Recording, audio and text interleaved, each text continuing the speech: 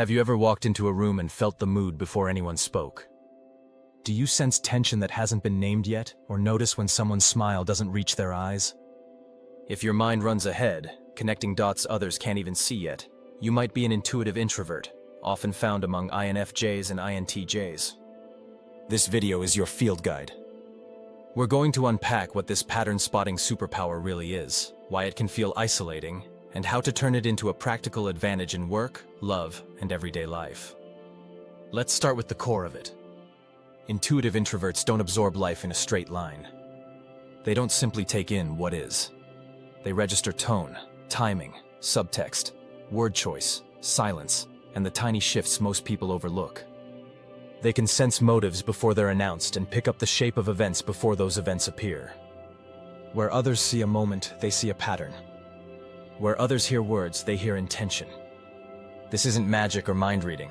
It's high-resolution perception coupled with deep, quiet processing. Here's the catch. That perception doesn't arrive as a neat sentence. It arrives as a full picture, almost like an internal movie. Images, hunches, associations, and themes forming all at once.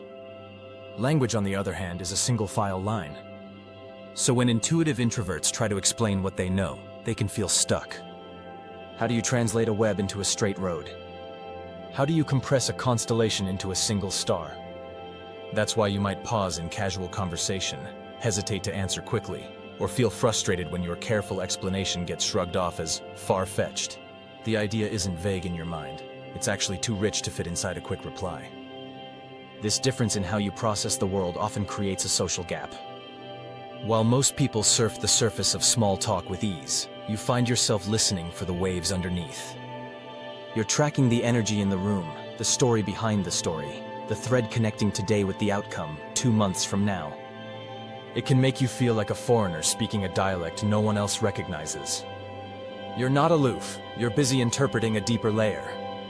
One of the most striking signs you're an intuitive introvert shows up in how you read people.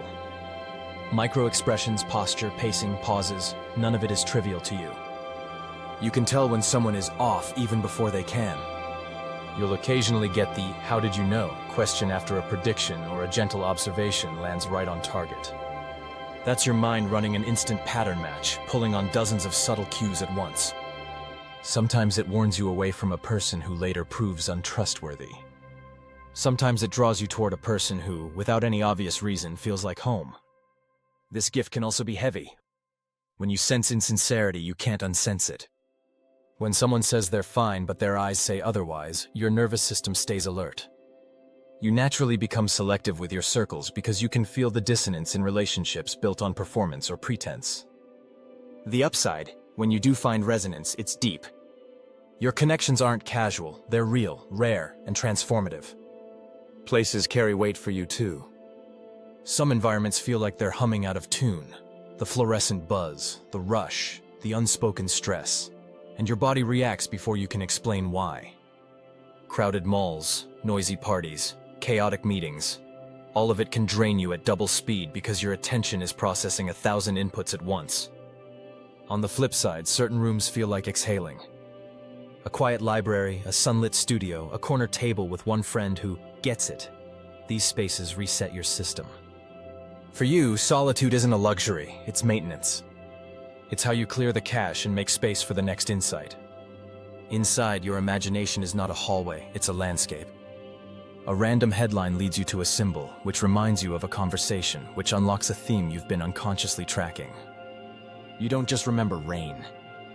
You remember the way the rain sounded, what it meant that day, and how it mirrored the conversation you had about letting go. You're not overthinking, you're deep connecting. You look at life through metaphor, and because you perceive the symbolic layer, you often feel change coming before facts confirm it. People will ask, "Why do you think that?" And the honest answer is, because the pattern fits.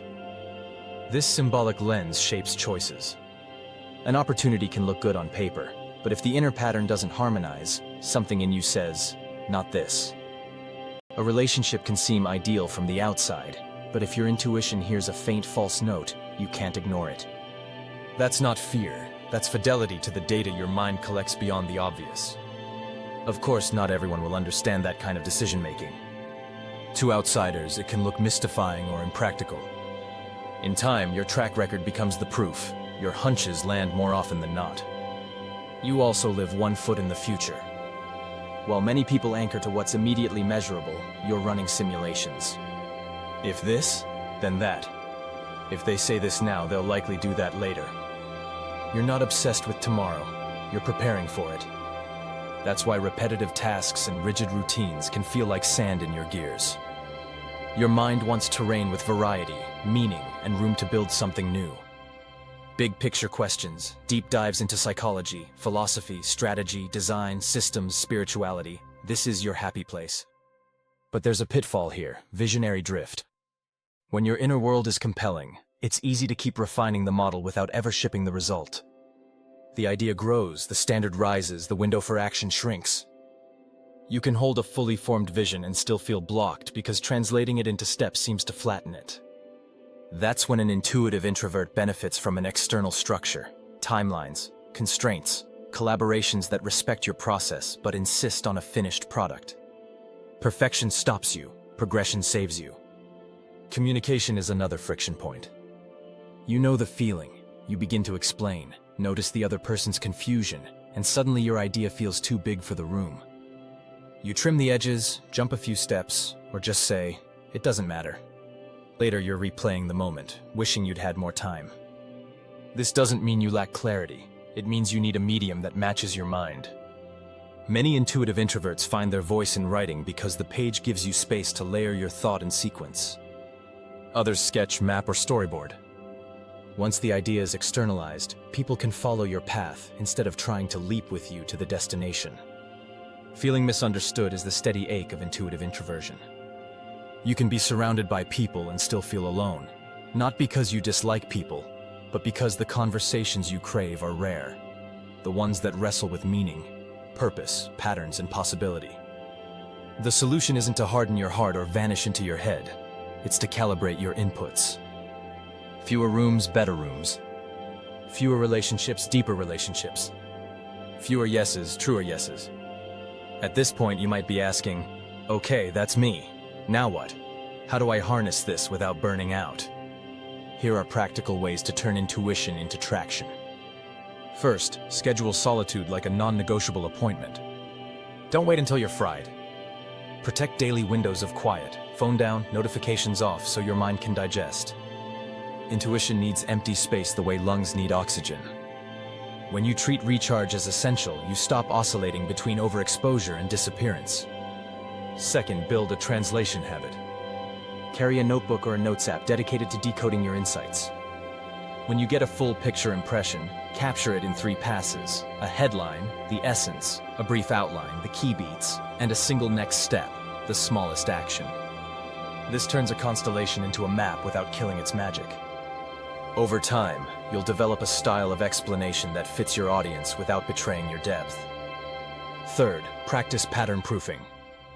Your pattern recognition is strong, but even strong signals deserve calibration.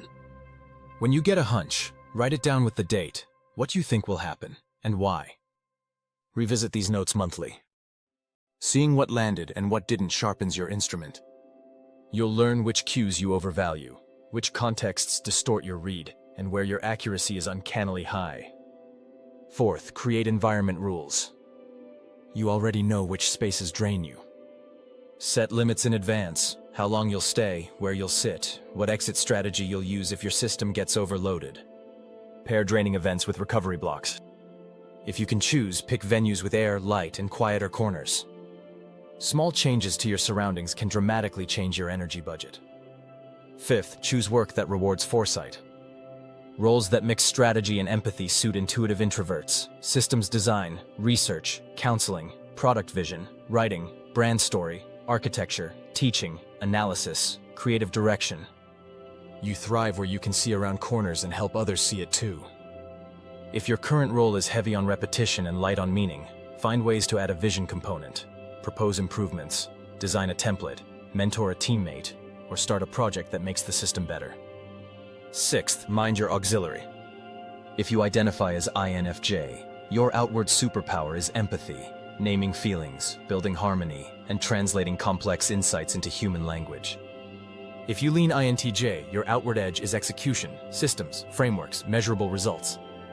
Let that external function carry your intuition into the world. Don't force yourself into someone else's style. Use the tool that's already in your kit. 7th, set relationship expectations. People who love you can't read your mind, and you can't unknow what you sense. Meet in the middle by giving signposts. Try phrases like, "I'm tracking the pattern behind this," or "My intuition is flagging something. Can we examine X and Y?" Ask for time to think and promise to circle back. Share your map before you ask someone to walk your trail. You'll reduce misunderstandings and invite your people into your process. 8th, anchor the body. Intuition lives in the mind, but the body is your meter. Learn your somatic signals for yes, no, and not yet. Where do you feel a real yes? Where do you feel a protective no? Journal those patterns. Breathing, walking, stretching, or simply stepping outside can reset your nervous system and keep you from confusing anxiety with intuition or excitement with certainty. 9th, embrace good enough to launch. Your standard is high. Keep it, but introduce thresholds. Decide in advance what a version 1 looks like. Publish the article at 80%. Send the proposal when the core logic is sound, even if the edges aren't perfect. Iteration protects your vision from perfection paralysis. 10th, find your tribe. You don't need everyone to understand you. You need a few who do. Seek spaces where depth is normal, a book club for big ideas, a mastermind, a studio session, a quiet dinner with people who like to ask why and listen to the answer. When your gifts are mirrored, they multiply. Recognizing yourself in these descriptions isn't about building a box. It's about finding language for the way your mind already works. Ask yourself, do I pick up information most people miss? Do my insights arrive as wholes rather than pieces? Do I prefer solitude because social noise feels like static? Have I predicted outcomes with no evidence beyond a pattern I couldn't yet explain? If you're nodding along, you're not weird, you're wired. So how do you move from feeling different to building a different kind of life, one aligned with your wiring? Start with self-permission. You're allowed to want quiet. You're allowed to choose meaning over momentum. You're allowed to decline invitations that fracture your focus. You're also responsible for sharing your gifts. The world needs people who can sense the undercurrent, name the pattern, and steer the ship before the storm hits. Here's a simple weekly rhythm to try. Early in the week, set a vision session. 30 minutes ask, what patterns am I seeing? And what do those imply? Midweek, pick one insight and design a small action, a conversation, a draft, a plan. Late in the week, review what your intuition got right, what surprised you, and what you want to test next. 3 touch points. 1 mind. Continuous calibration. If you're an intuitive introvert, you already live with a lighthouse inside you. It scans the horizon, catches changes in the weather, and sweeps its beam over rocky water. Sometimes that light can feel isolating. But a lighthouse isn't meant to be understood by everyone on land. It's meant to guide ships at sea. Your job isn't to dim the light. Your job is to aim it. Imagine your life 1 year from now if you honored this wiring. Fewer obligations that deplete you. More projects that need your foresight. Conversations that go past the surface. A body that feels steadier because you plan for rest, not as an afterthought but as a foundation. A craft, writing, design, strategy, counseling, where your invisible strengths make visible impact. That's not a fantasy. That's what happens when intuition meets structure. Before we close, a quick reminder about the myths. Intuition isn't infallible, and it isn't a replacement for facts. It's a generator of hypotheses, an early warning system, a way to see possibilities faster. Pair it with evidence. Don't pit them against each other. Also, introversion isn't shyness. It's about where you recharge. You can be confident and introverted, social and introverted, funny and introverted. You simply need downtime to metabolize the data your mind is always collecting. If today's video felt like someone finally described the way your mind works, take a moment to acknowledge that relief. You weren't too sensitive, you were highly sensitive to signal. You weren't overthinking, you were thinking in layers. You weren't distant, you were discerning. There's nothing wrong with the way you're built. In fact, the world is better when people like you build things, with care, with vision, with an eye for what most people miss. Now, I want to leave you with a challenge. This week, choose one situation where your intuition is already whispering.